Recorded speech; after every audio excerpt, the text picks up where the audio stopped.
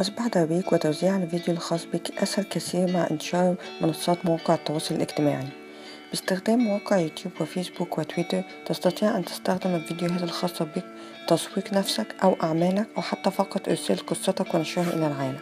يوتيوب هو أول موقع لنشر الفيديو الخاص بك، وتستطيع الآن تحميل الفيديوهات الخاصة بك إلى قناتك من جهاز الكمبيوتر الخاص بك وحتى من هاتفك الخلوي. سوف تحتاج إلى إنشاء اسم مستخدم في جيميل إن لم يكن لديك حتى الآن. من الأفضل أن تختار اسم يمثل نفسك أو يمثل علامتك التجارية لكي يستطيع مشاهدون العثور على محتوياتك بسهولة. بعد إتباع هذه الخطوات البسيطة تستطيع الدخول إلى يوتيوب. ادخل الصفحة الرئيسية في يوتيوب وتأكد من التسجيل في الحساب الصحيح. انقر على كبسة التحميل أو الماوس، اختار ملف الفيديو الذي ترغب بتحميله، ثم انقر على كبسة افتح. لاحظ أنك لا تستطيع تحميل سوى ملفات الفيديو التي تصل مدتها إلى 15 دقيقة أو أقل. يجب عليك أن تدخل تفاصيل ملف الفيديو على شاشة التحميل. يجب أن يكون العنوان واضحا ودقيقا إذا كان دعاية. فقط ضع اسم العمل التجاري منتوج أم معروض. إذا كان قصة أو مفكرة فيديو تأكد من إدخال الاسم أو الفكرة بوضوح. في خانة الوصف اكتب أي معلومات حول الفيديو التي يمكن أن يريد المشاهد معرفته قبل المشاهدة، إضافة إلى وصف مضحك أو غريب يمكن أن يجعل الفيديو أكثر تمييزا وبروزا. توصيف الفيديو الخاص بك مهم جدا، وذلك لكي تسمح للفيديو بالظهور لدى المشاهدين في نتائج البحث حتى لو كانوا يبحثون عن الفيديو الخاص بك. تأكد من استخدام التوصيفات ذات الصلة بالفيديو الخاصة بك، مثل إذا عملت فيديو عن يوم جميل. عندما تنتهي من الوصف وتقتنع به انقر على احفظ وانشر. في يوتيوب يوجد لديك خيار مشاركة مع الشبكات الاجتماعية الأخرى، وذلك بالنقر فقط على كبسة شارك. الفيسبوك يمكن استخدام موقع الفيسبوك كوسيلة تسويق فعالة لأعمالك أو صنفك الشخصي. الخطوة الأولى في تسويق نفسك هي إنشاء صفحة. ادخل على حسابك في فيسبوك وانقر على كبسة الإعداد الموجودة على الزاوية اليمنى العليا في صفحتك وابحث عن الدعاية.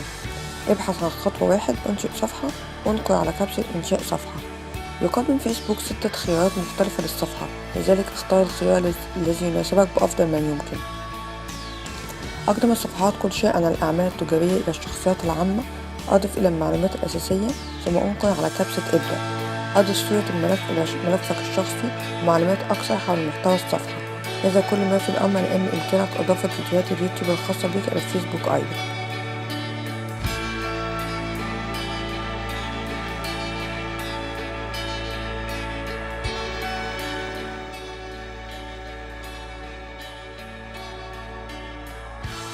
تويتر للاستفادة أكبر درجة من إمكانيات موقع تويتر، انشئ حسابا لك أو لعملك التجاري.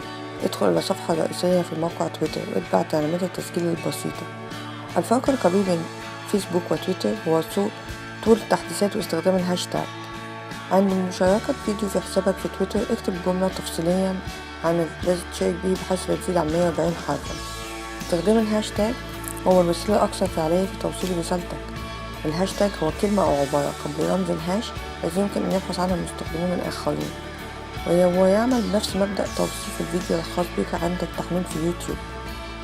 عند التعليق في تغذية تويتر ضمن الهاشتاج التي تكون مشهورة ومنتشرة في تلك اللحظة، أو حتى أنشئ واحدة جديدة لنشر صفحتك. نصيحة محترفة: أحيانا تستطيع استخدام عناوين الشبكة URLs الخاصة بك في تويتر بالدخول إلى موقع bitly.com. يمكن استخدام عنوان شبكة URL قصير بحيث تستطيع استخدام في أي منصة من منصات وسائط التواصل الاجتماعي.